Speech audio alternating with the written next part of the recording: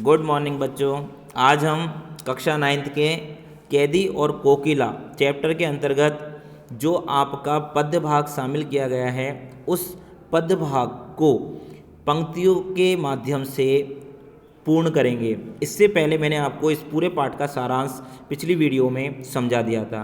तो आइए आज देखते हैं हम कैदी और कोकिला पाठ के अंतर्गत किस तरीके से कवि ने अपनी बातों को अपनी इन पंक्तियों के माध्यम से प्रस्तुत किया है। सबसे पहले लिखा हुआ है क्या गाती हो। तो देखिए बच्चों, यहाँ पर जो शब्द लिखा हुआ है क्या गाती हो, यह किसने कहा है? यहाँ पर यह है कैदी ने कहा है। और कैदी कौन है यहाँ पर? कैदी यहाँ पर हमारे कवि है, जिन्होंने यहाँ सामने एक पेड़ पर बैठी हुई कोयल को अपने शब्दों में कहा है क्या कि क्या गाती हो, क्यों रह जाती हो, गाते गाते अचानक से तुम्हारी जो बोल है वो क्यों रह जाती है, क्यों रह जाती हो। कोकिल बोलो तो, हे कोयल एक बार बोलो तो सही कि तुम क्या तो गा रही हो और गाते गाते अचानक से चुप क्यों हो जाती हो। क्या लाती हो अर्थात तुम अपने इस गीत में क्या संदेश लेकर आती हो। कोकिल बोलो तो, हे कोयल एक बार मुझसे कहो तो। यह बात किसने कही? कवि ने। कहाँ से कही? जेल से कही। जेल में वह किस रूप में है? कैदी के रूप में है। और यह बात किससे कह रहे हैं? वो कोयल से कह रहे हैं। यहाँ तक की बातें क्लियर होगी। अगर समझ में नहीं आए तो आप लोग मुझसे पूछ सकते हैं। नेक्स्ट देखिए बेटाओ, नेक्स्ट क्या लिखा हुआ है? यस, ऊंची काली दीवारों के घेरे में। देखो कितनी सुंदर लाइन लिखी हुई है कि ऊंची काली दीवारों के घेरे में। देखो यहाँ पर क्या लिखा हुआ बेटाओ कि जो दीवारें हैं जेल की वो ऊंची ऊंची दीवारें हैं, काली काली दीवारें हैं और चारों ओर से मैं इन दीवारों के बीच में घिरा हुआ हूँ। डाकू चोरों बटमारों के डेरे में। डाकू चोर लुटेरे जो यहाँ पर दूर दूर से पकड़ के लाए गए बदमाश है, उन लोगों के बीच में मैं इस काली दीवार के चारों ओर बैठा हुआ हूँ, यहाँ पर कैदी बन के रुका हुआ हूँ।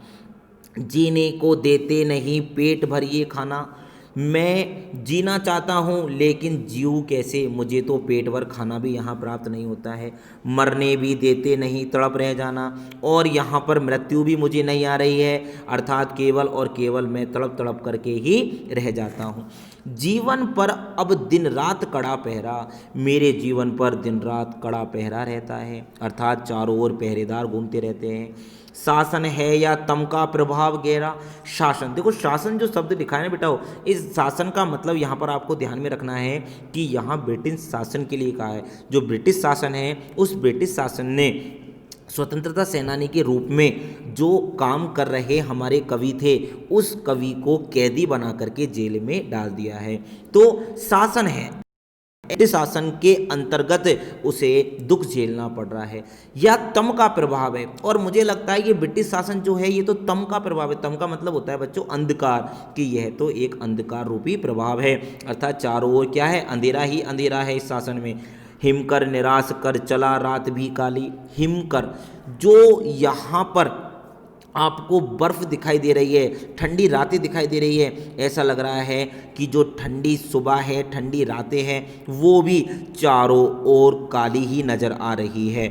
इस समय काली माई जगी क्यों आली, इस काली में रात्रि में आखिरकार तू क्यों जाग रही है, तू क्यों अपने गीतों को गा रही है। आली, आली का मतलब है यहाँ पर सखी, और सखी यहाँ पर कवि ने किसको कहा है? कोयल को कहा है। यहाँ तक की बातें क्लियर होगी। आप लोगों को मैंने जो 2 पैराग्राफ पढ़ाए हैं ये आप लोगों को अच्छे से समझ में आ चुके होंगे। आगे देखो, क्यों हुक पड़ी। हुक का मतलब होता है बोलना, लेकिन यहाँ पर कवि कोयल से कह रहे हैं कि तू अचानक से क्यों रो पड़ी है। वेदना बोझ वाली सी, जो तेरी आवाज़ है उसमें मुझे दुख दिखाई दे रहा है, उसमें मुझे पीड़ा दिखाई दे रही है। कोकिल बोलो तो, हे कोयल एक बार बोलो तो सही, आखिरकार तुम्हारे जो ये तुम्हारे जो ये बोल है इसमें दुख किस प्रकार का है। आगे देखो बच्चों, यहाँ तक की बात ही हो गई। आगे देखो, क्या लूटा, क्वेश्चन किया है यहाँ पर कवि ने कोयल से कि आखिरकार तेरा क्या लूटा गया है, तेरा क्या नुकसान हुआ है।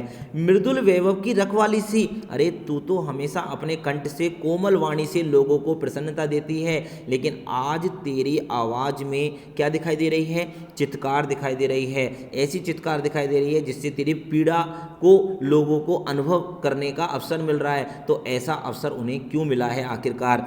कोकिल बोलो तो, हे कोयल एक बार बताओ तो, क्या हुई बावली, मुझे लग रहा है कि तू बार बार जो चीख रही है ऐसा लग रहा है जैसे तू बावली हो गई है। अर्धरात्रि को चीखी, अर्थात इस जेल के चारों दीवारों के बीच में मैं देख रहा हूँ कि इस समय आधी रात हो गई है, लेकिन आधी रात में आप क्यों चीख रही हो, अर्थात कोयल तुम क्यों चीख रही हो। कोकिल बोलो तो, हे कोयल एक बार बोलो तो, किस दावा नल की ज्वालाएं है दिखी। देखो दावा नल का मतलब होता है मेरे बच्चों जंगल की आग, जो यहाँ पर लिखा हुआ है ना ये दावानल, दावानल का मतलब होता है जंगल की आग। कि जंगल की आग को देख करके जैसे पक्षी भयभीत हो जाते हैं, तुमने आखिरकार ऐसी कौन सी ज्वाला देख ली कि जिससे तुम आधी रात पर चीख पड़ी हो। तो यहाँ पर आपको ध्यान में रखना है, जंगल की आग का मतलब है संसार में चारों ओर छाए जाने वाला ब्रिटिश शासन, और ब्रिटिश शासन के तले लोगों का दुखी होना और उस दुख में जलना। यहाँ पर दावानल शब्द की व्याख्या प्रस्तुत कर रहा है। आगे देखो, कोकिल बोलो तो, ये कोयल आखिरकार बोलो तो सही कि यह हो क्या रहा है, अर्थात आप इतनी रात में अचानक से क्यों रो पड़ी है। क्या देख न सकती जंजीरों का गहना, क्या तुम यह नहीं देख पा रही हो कि मैंने किस तरीके से जंजीरों का गहना पहना हुआ है। यहाँ पर आपको ध्यान में रखना है बच्चों कि जो यहाँ पर जो कवि ने जो हथकड़ियाँ पहनी हुई हैं, जो जंजीरें पहनी हुई हैं, उन्हें अपना क्या कहा है, गहना। क्यों कहा है गहना, क्योंकि उसने अपने देश के लिए, अपनी देश की आज़ादी के लिए, अपने देश को बचाने के लिए जो जेल का मार्ग चुना है, उस जेल के मार्ग में उसे जो जंजीरें पहनाई गई है, उस जंजीरों को वह अपना गहना, अपना आभूषण बता करके अपने आप को देश का एक देश प्रेमी कहना चाह रहा है। हथकड़ियाँ क्यों, ये हथकड़ियाँ नहीं है जिन्हें आप हथकड़ियाँ कह रहे हो, ये ब्रिटिश राज का गहना, यह तो ब्रिटिश राज का क्या है, गहना है। अर्थात ब्रिटिश राज ने मुझे गहना दिया है कि मैंने अपने देश के लिए जो कार्य किया है यह बहुत बड़ा कार्य है। कोलू का चर्रकचू जीवन की तान, कि जो मैं दिन रात यहाँ पर कोलू चला रहा हूँ। मैंने कल आपको समझाया था बच्चों कि कोलू क्या होता है। कोलू एक बैल होता है जो चारों ओर घूम करके मध्य में एक मशीन होती है, मतलब लकड़ी से बांध करके उसको जोड़ा जाता है और उससे तेल निकाला जाता है। तो उसकी जब आवाज़ है, अर्थात जो कवि उसको अपने पीठ पे बांध के जो चारों ओर घूम रहा है, तो उसकी जो आवाज़ है, उस आवाज़ में कवि को अपने जीवन की संगीत की आवाज़ सुनाई दे रही है। इसलिए कोलू की चर्रक की आवाज़ को जीवन का संगीत कह करके कवि ने बताया है। गिट्टी पर अंगुलियों ने लिखे गान, जो अपने हाथों से जो उसने कार्य किया है, कुल्हाड़ी चलाई है, फावड़े चलाए है, जो भी मेहनत किया है, तो ये कह रहा है कि मैंने अपनी उंगलियों से इन पर क्या लिखे हैं, गान लिखे हैं, गीत लिखे हैं। हूँ मोट खींचता लगा पेट पर जुआ, और जिस प्रकार से बैल मोट खींचते हैं उसी प्रकार से मैं अपने पीठ पर जुआ लगा करके, जुआ क्या होता है बच्चों, मैंने बताया था आपको, एक हल की तरह होता है जिसे कवि क्या कर रहा है, अपने पीठ पर बांध करके और कुएं से पानी खींच रहा है। तो पानी खींचते हुए वो क्या बोल रहा है, खाली करता हूँ ब्रिटिश अकड़ का कुआं। मैं इस कुएं से पानी नहीं निकाल रहा हूँ, मैं तो इस कुएं से ब्रिटिश शासन के लेकर के, जो ब्रिटिश शासन में अकड़ है, उस अकड़ को कुएं से बाहर निकाल रहा हूँ। दिन में करुणा क्यों जगे रुलाने वाली, आखिरकार दिन में इस प्रकार की जो करुणा है, दया भाव है, वो क्यों जाग उठी रुलाने वाली।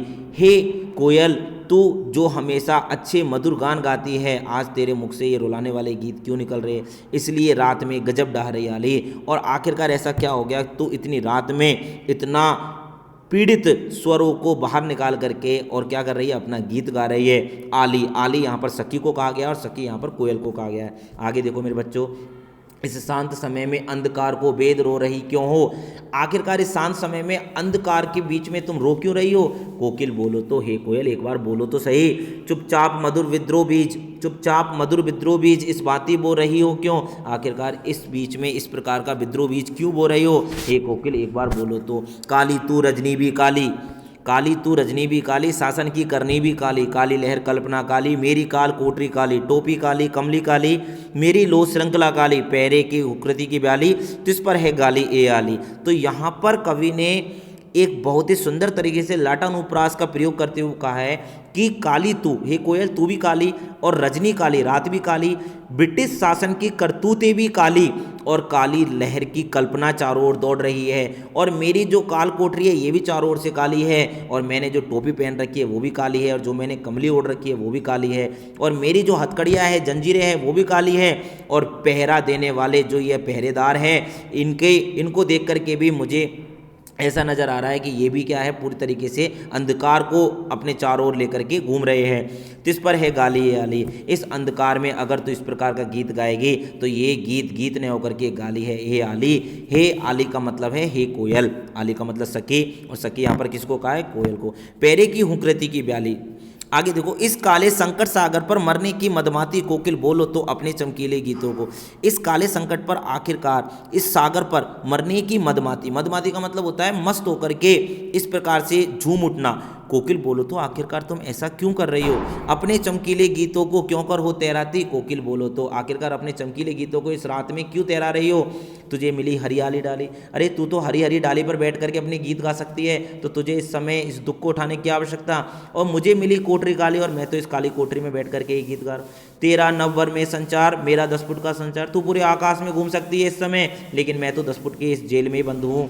तेरे गीत कहावे वाह, तेरे गीतों पर लोग वाह कहते हैं। रोना भी है मुझे गुना, लेकिन मैं यहाँ पर अगर रोता भी हूँ तो इसे भी लोग गुनाह कहते हैं। देख विषमता तेरी मेरी, देख तेरी मेरी विषमता को बजा रही तिस पर रणबीरी, और इस पर भी तो रणबीरी बजा रही है। इस हुंकृति पर अपनी कृति से और कहो क्या कर दूँ, इस हुंकृति पर, इस आवाज़ पर आखिरकार मैं अपनी रचना से और क्या लिख दूँ। कोकिल बोलो तो, हे कोयल बोलो तो, मोहन के व्रत पर प्राणों का आसव किसमें भर दूँ। कोकिल बोलो तो, कि जो मोहन यहाँ पर महात्मा गांधी को कहा है, मोहनदास करमचंद गांधी को यहाँ पर मोहन नाम से संकेत किया गया है कि महात्मा गांधी के व्रत पर आखिरकार मैं अपने प्राणों का आसव किसमें भर दूँ। हे कोयल एक बार बोलो तो सही। इस प्रकार से आज हमने हमारे इस चैप्टर को कंप्लीट कर लिया है। कल मैंने आपको सारांश बता दिया था, आज मैंने आपको पंक्तिबद्ध तरीके से इसका अर्थ बता दिया है।